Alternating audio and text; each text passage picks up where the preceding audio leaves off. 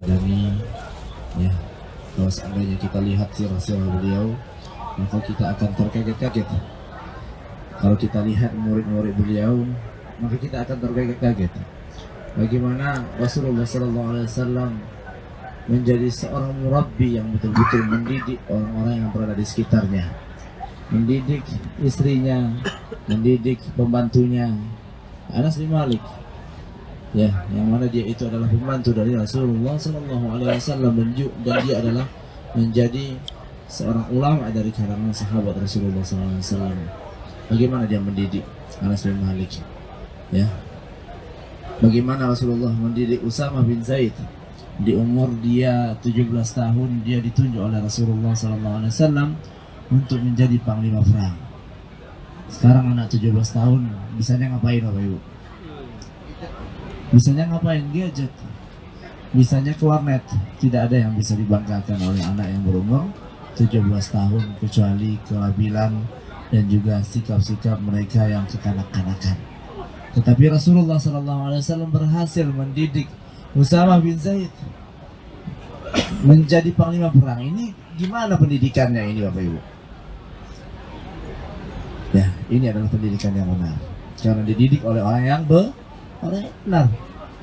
Kalau kita menemukan murid kita itu nakal atau anak kita itu nakal, berarti kita yang nakal. Itu sudah pasti itu. Kalau kita mendapati anak-anak kita tidak mau dia taat kepada Allah Subhanahu wa taala, berarti kita tidak taat betul-betul kepada Allah. Karena apa? Karena memang Allah Subhanahu wa taala tidak akan menyia-nyiakan kebaikan yang kita lakukan, ya, baik kepada anak-anak kita. Kalau kita baik kepada orang tua kita, anak kita pun baik kepada kita. Kalau kita rajin beribadah kepada Allah Subhanahu wa taala, maka anak kita juga akan taat beribadah kepada Allah Subhanahu wa taala. Nah, Bapak Ibu yang saya muliakan, di kesempatan yang berbahagia ini saya melihat berkumpul-kumpul di belakang tak ada faedah kayaknya, ya. Kalaupun ada faedah mungkin sedikit. Lebih bagus kita mengaji. Jelaskan bahwasanya, ya, waktu rami fi hadhihi al-ayyam thalatha ba'da zawal asy-syams fa in rama qablahu lam yujizhu. Ya, di sini dijelaskan juga oleh Abul Hasan Al-Mawardi, yang mana beliau ini meninggal pada tahun 450, yang mana beliau ini adalah ulama besar dari kalangan madhab Imam Syafi'i. Dikatakan bahwasanya waktu rami fi hadhihi al-ayyam thalatha ba'da zawal asy-syams, waktu untuk melontar jumrah itu adalah ketika matahari tergelincir. Ini ulama besar Syafi'i. Meskipun kita mendapati sebagian besar jemaah kita sekarang, mereka itu melontarnya itu sebelum matahari tergelincir, ya. Jadi waktu melemparnya itu adalah ketika matahari tergelincir. Fa in rama qablahu lam yujzihu. Jika seandainya dia, ini kata orang Syafi'i, jika seandainya dia melontar sebelum matahari tergelincir, maka lontarannya itu tidak sah. Tidak sah.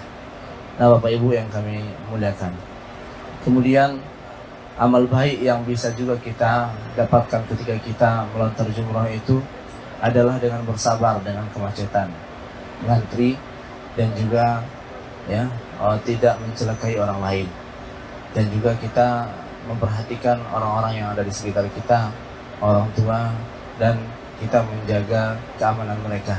Jangan sampai gara-gara kita, mereka pun terpaksa untuk memaksa stamina-nya. Ya, kemarin kita sudah melontar jumrah Aqabah. Pelajaran yang paling besar adalah ketika kita terburu-buru tidak mempertahankan ritme yang seharusnya kita jalani. Oleh sebab itu pada hari ini kami mengajak kepada Bapak Ibu sekalian agar kita berjalan santai saja, memperhatikan saudara-saudara kita. Walaisal birru bil idha', kata Rasulullah SAW. Bukanlah, ya, hal kebaikan itu atau kebaikan itu dengan tergesa-gesa. Oleh sebab itu, di dalam ibadah yang mulia ini, maka marilah kita jaga ketenangan batin dan juga perlahan-lahan, ya, perpindahan dari satu tempat ke tempat yang lain. Kita harus menjaga dan juga menjaga orang-orang yang ada di sekitar kita. Bapak Ibu yang kami muliakan, waktu untuk melontar jumrah itu adalah ketika matahari tergelincir sampai waktu subuh hari ke-12. Ya, ketika sudah masuk azan subuh, matahari atau waktu fajar telah terbit, maka tidak boleh lagi atau tidak sah lagi kita melontar jumrah untuk hari ke-11. Itu adalah waktunya. Jadi kalaupun kita tidak mampu untuk melontar jumrah di siang hari, maka diperbolehkan bagi kita untuk melontar jumrah ketika malam hari. Kemudian melempar harus berurutan, dimulai dari sughra, wusta, dan kubra. Kita bisa perhatikan kemarin tidak ada perbedaan ukurannya, sama saja ukurannya semuanya. Tetapi ya, kita tetap harus memperhatikan urutan-urutannya. Meskipun dari penamaan ya, ada yang kecil, ada yang menengah, dan ada yang besar, tetapi ukurannya sama saja. Bapak Ibu yang kami muliakan, boleh melempar ketika jumrah dari arah mana saja. Kita bisa saksikan ada yang datang dari sebelah kanan, ada yang datang dari sebelah kiri jumrah.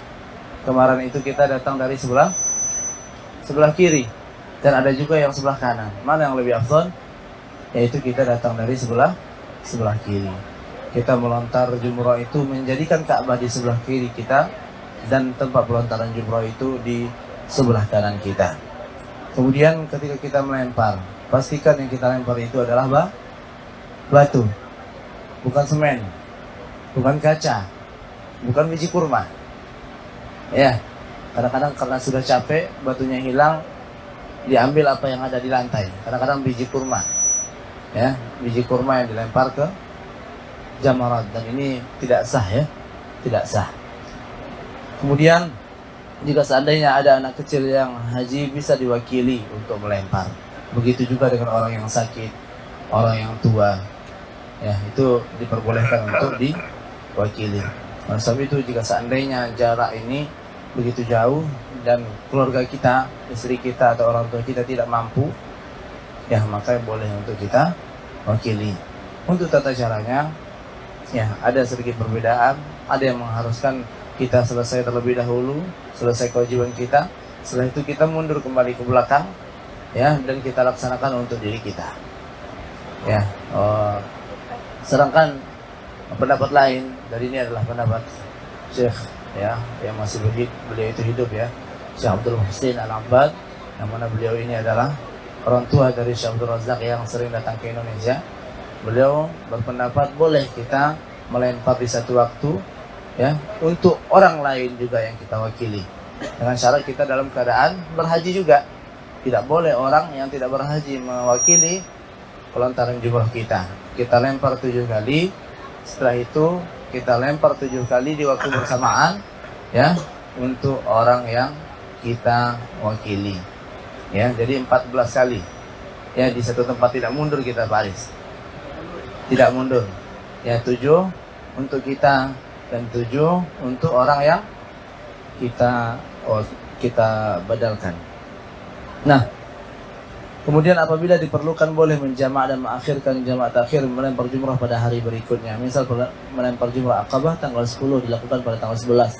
Cara menjamaknya, setelah datang waktu melempar tanggal 11 setelah zuhur, melempar untuk jamrah Aqabah tanggal 10 terlebih dahulu, kemudian kembali ke jamrah sughra untuk melempar 3 jamrah tanggal 11. Nah, ini merupakan keringanan Bapak Ibu. Kalau seandainya kemarin kita tidak sempat untuk melontar jumrah Aqabah, maka boleh kita melontarnya hari ini. Ya, begitu juga dengan orang yang jaraknya itu luar biasa jauh. Kalau dibandingkan dengan jarak hotel kita, jarak tenda kita ini, mereka lebih jauh. Ada yang lebih jauh daripada kita rupanya. Ya, ada yang 14 kilo, ada yang 15 kilo, bolak-balik dah 30 kilo. Ya, itu diberikan keringanan untuk menjamak takhir. Di jamak takhir dikumpulkan pada hari An-Nafrah. Ya, kapan hari An-Nafrah itu? Nafar awal dan nafar tsani. Kalau dia mengambil nafar awal, maka dia cukup melontar untuk yang 3 itu, ya, Aqabah, kemudian 11 dan 12 itu cukup pada hari yang terakhir, yaitu hari ke-12, karena jauh sekali. ya jauh sekali dan diberikan keringanan untuk mereka. Begitu juga untuk orang yang mengambil nafar tsani, maka mereka pun juga diperbolehkan untuk menjamak takhir. Yang tidak boleh itu menjamak takdim. Yang mentang-mentang nih masih fresh, masih kuat pada hari pertama, nanti udah malas ini kejauhan, sekarang aja deh sekalian ya, besok nggak usah lagi, ini aja yang awal dan juga yang terakhir, maka itu tidak diperbolehkan. Kemudian Bapak Ibu yang perlu kami ingatkan juga, tujuan melempar jumrah adalah untuk mengingat Allah, bukan untuk melempar syaitan sebagaimana yang diyakini oleh sebagian orang yang ada di sekitar kita. Jadi sangat luar biasa sekali semangatnya ketika melontar jumrah ya, dan dia berkeyakinan ada setan di depannya, dan ini merupakan hal yang salah, yang keyakinan yang salah. Jadi ketika kita melontar jumrah, kita harus mengingat bahwasanya ini adalah untuk mengingat Allah Subhanahu wa ta'ala. Mudah-mudahan Bapak Ibu yang kami muliakan, kita bisa memaksimalkan ibadah kita hari ini, dan juga kita bisa menikmati perjalanan kita menuju ke Jamarat. Kalau seandainya ada dari kita yang kurang sehat, maka beristirahatlah terlebih dahulu. Kalau seandainya tak sehat-sehat atau tidak mampu, karena diri kita sendiri yang mengetahui ya seberapa kuat diri kita. Kalau misalnya tak mampu rasanya, terkhusus untuk ibu-ibu, maka diwakilkan dan tidak ada masalah insyaallah ta'ala. Karena ibadah haji ini adalah jihad. Sangat luar biasa sekali Bapak Ibu. Kita yang tidak pernah jalan ya dalam sehari 15 kilo, pada hari ini atau pada hari-hari ini kita ya harus menjalani hal tersebut. Dan ini merupakan ujian yang sangat besar bagi kita yang sudah tua atau yang tidak terbiasa mungkin ya untuk berjalan kaki dengan jarak yang begitu jauh. Yang jelas Bapak Ibu yang saya muliakan, ketahuilah sesungguhnya ibadah haji ini adalah untuk mengingat Allah Subhanahu wa ta'ala. Apapun yang membuat kita tidak khusyuk untuk mengingat Allah, atau membuat kita tidak tenang untuk mengingat Allah, dan ada keringanan di sana, maka kita disarankan untuk mengambil keringanan tersebut. Jangan kita paksakan untuk melakukan suatu ibadah sementara kita sudah ngap-ngapan, sudah tidak bisa berjalan. Kemudian mana nilai-nilai zikrullah yang bisa kita ambil dari perjalanan tersebut? Nah, oleh sebab itu Bapak Ibu yang saya muliakan, sungguhnya Rasulullah SAW ya adalah tuntunan kita. Ketika beliau berhaji, yang hajinya itu satu kali saja, banyak sekali dari mereka itu yang melakukan ya haji itu tidak sesuai dengan Rasulullah SAW. Tapi bagaimana sikap Rasulullah dengan mereka?